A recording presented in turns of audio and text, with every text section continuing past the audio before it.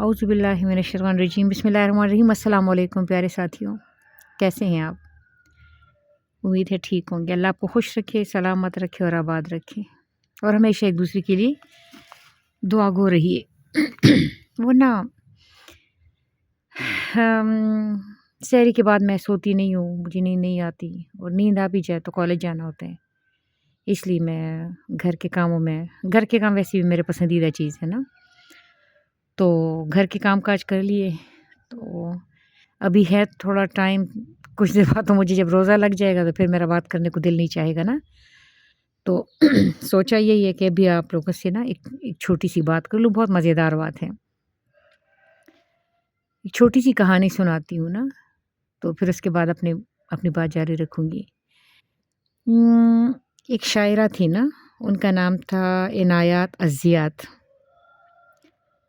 اس کی شادی ہوئی تھی ایک بد اخلاق آدمی سے، تو اس بد اخلاق آدمی سے اللہ پاک نے اس کو ایک بیٹا دے دیا۔ بہرحال ان کی شادی نہ چلی اور طلاق پہ وہ شادی ختم ہو گئی۔ جو اس کا بیٹا تھا نا عنایات کا، وہ 7 سال تک اپنی ماں کے پاس رہا۔ 7 سال کے بعد نا وہ عدالت کے فیصلے کے مطابق وہ اپنے باپ کی پرورش میں جانے لگا تھا، تو یا کچھ اس طرح کی بات ہوئی تھی۔ بہرحال جب وہ بچہ اپنے باپ کے پاس جاتا تھا نا، تو اس کے باپ کی جو دوسری بیوی تھی نا، یعنی عنایات کی سوکن نا، تو وہ اس بچے کے دل میں زہر بھرتی تھی، بہت زیادہ زہر بھرتی تھی، اور جب وہ بچہ واپس آتا تو اپنی ماں کے ساتھ تلخ ہو چکا ہوتا نا، بہت تلخی دکھاتا۔ تو پھر ایک دفعہ جب وہ تھوڑا سا بڑا ہوا تو ایک دفعہ وہ اپنے باپ سے ملنے گیا تھا، تو وہاں اس کی ماں نے اس کو خوب عنایات کے خلاف پمپ کیا۔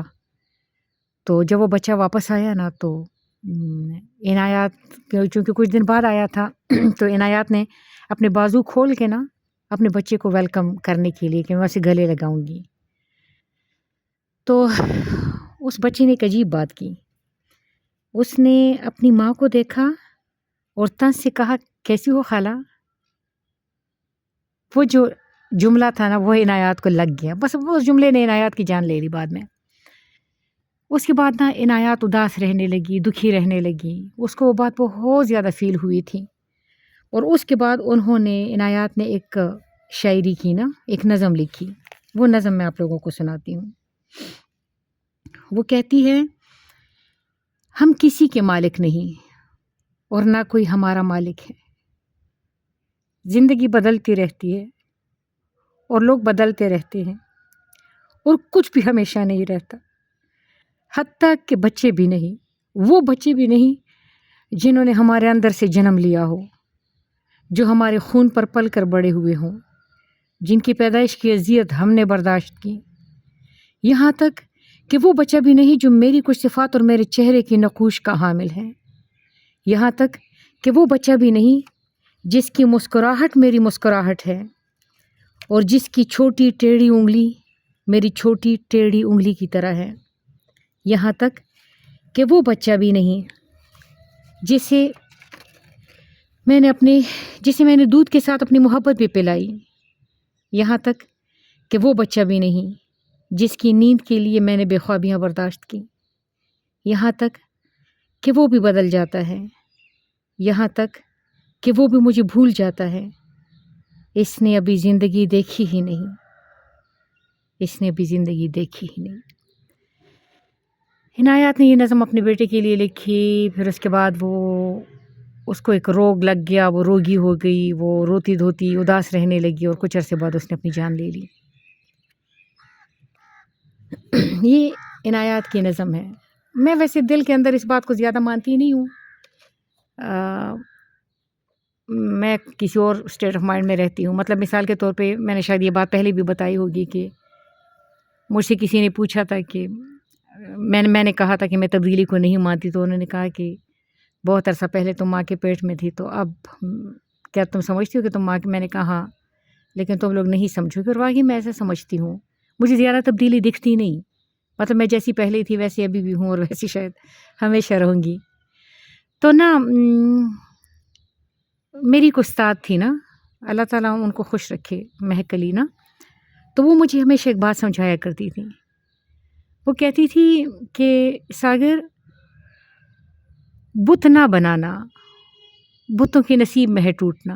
بت لازماً ٹوٹتے ہیں، اور جب آپ کا بت ٹوٹتا ہے نا تو بت ہوتا ہے نا، اسے کیا فرق پڑنا. لیکن کہتے ہیں کہ وہ چوٹ آپ کو لگتی ہے. آپ جتنی اونچائی پر کسی بھی بندے کو بھی بٹھاتے ہو، جب وہ بندہ گرتا ہے تو چوٹ آپ کو لگتی ہے. تو بت پرستی تو ویسی ہی ہمارے اسلام میں حرام ہے. تو وہ کہا کرتی تھی کہ بت کبھی نہ بنانا، بتوں کے نصیب میں ہے ٹوٹنا.